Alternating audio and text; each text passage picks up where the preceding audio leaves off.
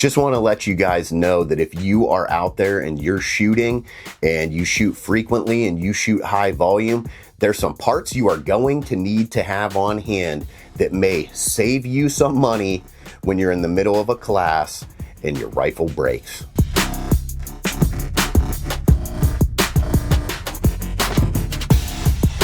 I wanted to get a video up based on parts that I carry with me to the range, things that I always have available just in case something happens, because we all know that you hope for the best, but you always prepare for the worst.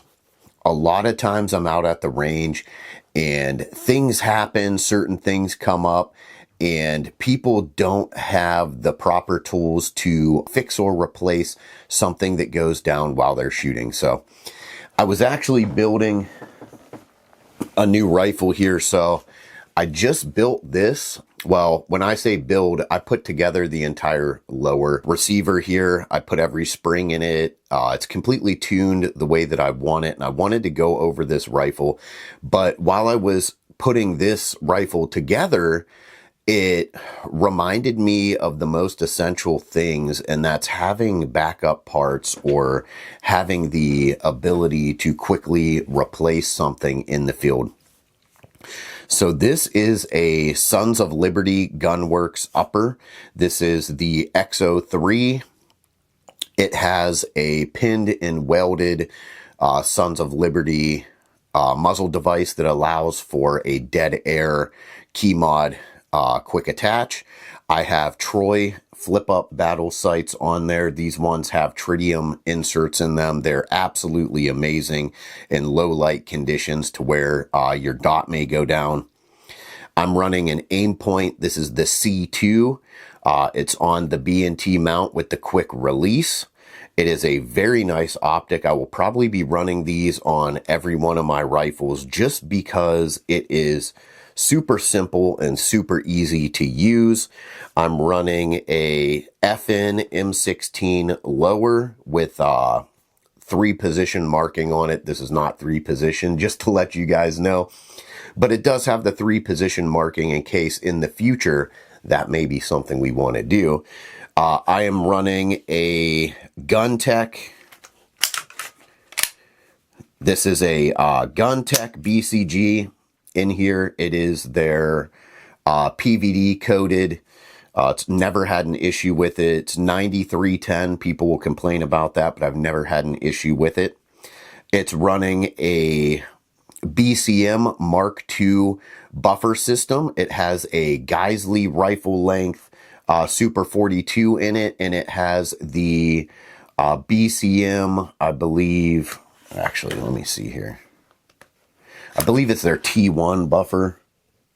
Yeah, so it's the T1 buffer with that Geisley spring. Seems to be a great combination here. So while I was actually putting this together, I had some extra parts since I went through and did the trigger in a different way, and I added my own springs and I took some components.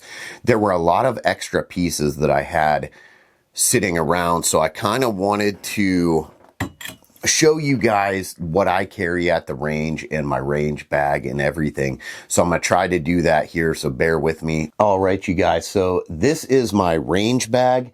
This is what I bring when I go to the range. So it is completely packed, and I just wanted to break it down a little bit. So in this first bag, we have a couple things. I always keep a spare optic. So this right here is it's a Faraday bag, and there's an extra red dot in here, and there's some extra batteries. Just in case something happens, you always have, you know, just a backup. So extra red dot in there, and some batteries just in case something happens, something goes down on the range, something breaks, you got to switch some stuff out. Always good to have that option. So I keep backup sights, backup red dot sights in there. But the most important thing is this right here. So this is a little pouch that I keep in my range bag. As you can see, it's got a bunch of different things in here. They're all separated. So I'm gonna break this down. This is gonna be all the individual parts that I keep as backups. So first thing that you can see is everything is in its own little package. So right here you have a complete fire control group. You also have an extra safety. So there's also some trigger fire control group retaining pins in there in case they ever walk out of your receiver. There's a couple other little things in here, but this is an entire fire control group in case anything ever happens on the range, your stuff goes down, you need some extra parts. Not only one, but I also have another box here that contains some basic fire control group components. I also have some cam pins for the bolt. Keep 2 of those on hand. These are known to shear. I've seen them break. Then we have not just one. Let's see if I can get it over there. Not just one, but we have 2 firing pins. So 2 firing pins just in case anything happens there. And then right here, this is very important. A lot of people don't talk about these, but these are your gas rings. Every time that you take your bolt apart and you inspect your bolt, you should inspect your gas rings.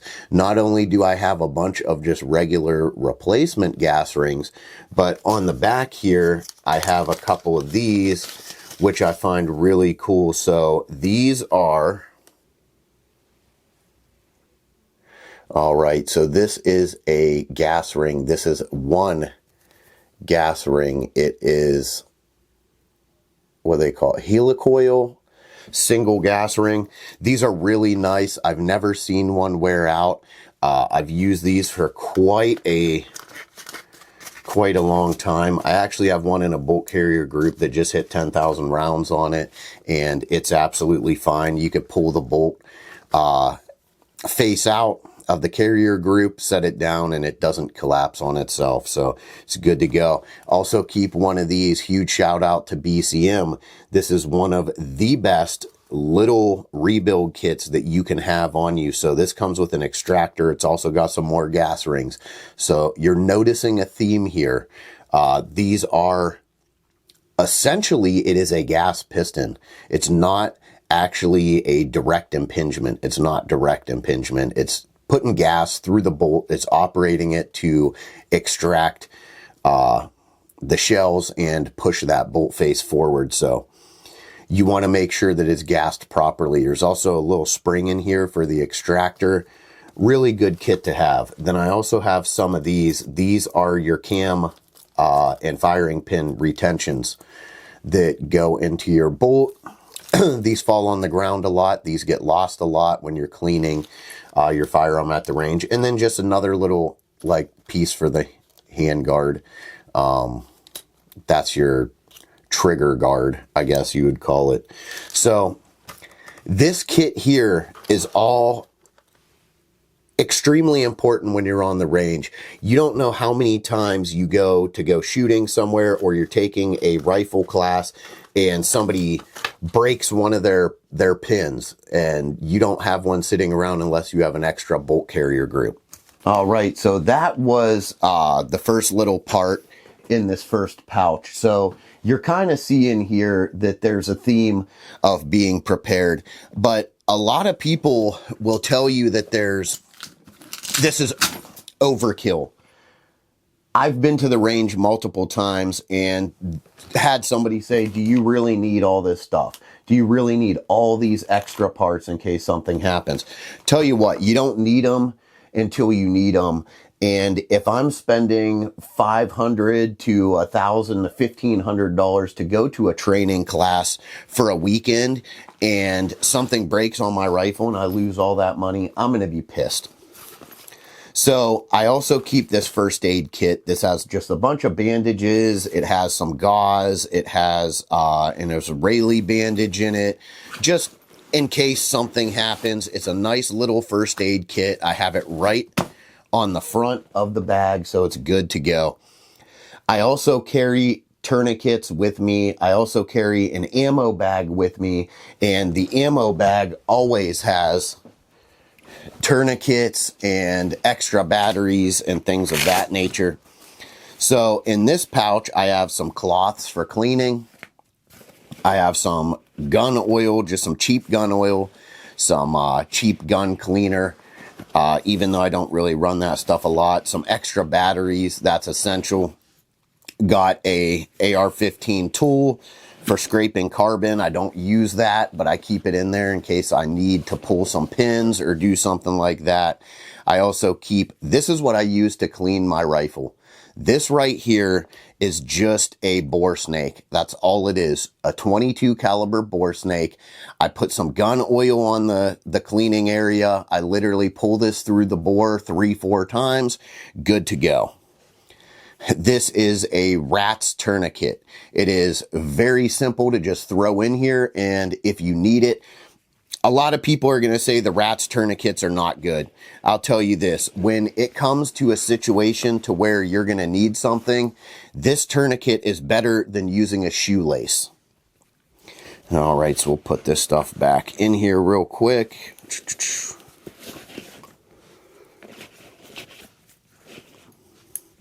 Just some real basic stuff to keep the gun like clean. I've never had to actually clean the gun while I was there. I've just threw oil in it, and once you throw oil in it, you're usually good to go. I'll clean before the range or before my trip, but sometimes you get a lot going on while you're in a class. So this is another essential part here. So extra magazines, ton of extra magazines. I keep, what's that, 4, 5, 6, 7, 8. 8 magazines in the range bag, loaded, they're ready to go. Extra bolt carrier group. This is a Palmetto State Armory premium bolt carrier group. Got this on sale for very cheap. Throw it in there. Recoil springs. So recoil springs will go bad over time. So I keep a rifle length one and I keep a carbine length one. I have rifle length buffer systems. I have carbine length buffer systems. So I always keep one of each. Another bolt carrier group. This is a Wilson Combat bolt carrier group.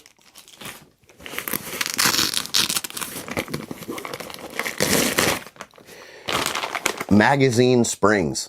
So magazine springs are,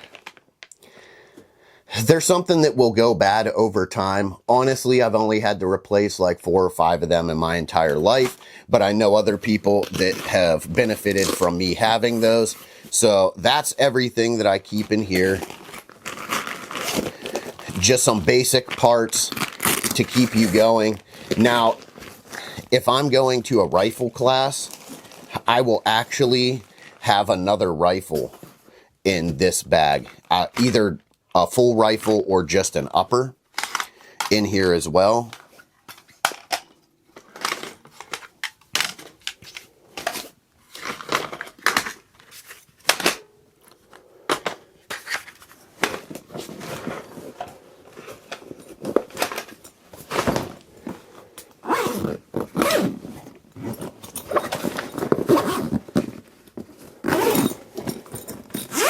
And then in this pouch is where you want to keep your rifle. So this is where I got the 300 blackout. It just stays in there. If I go to a class, I'm either going to run 300 blackout suppressed, or I'm going to run one of my short 5.56s. But that's my range bag. That's what I bring. And it's really easy to just throw this stuff in here and forget about it. And when you need it, you need it.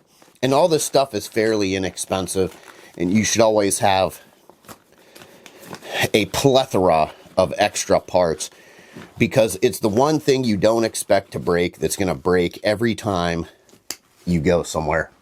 All right, so that is a brief overview of what I keep in my rifle bag.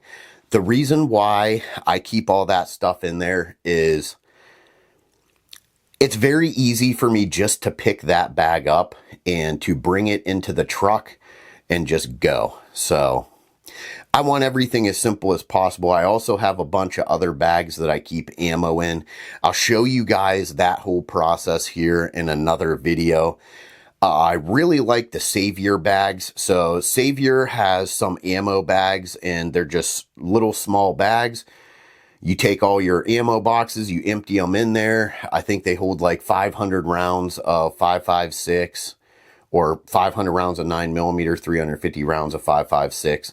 And I could just open my ammo cabinet, grab a bag, throw it in another bag with my ear protection, grab this rifle case, and I'm off to the range.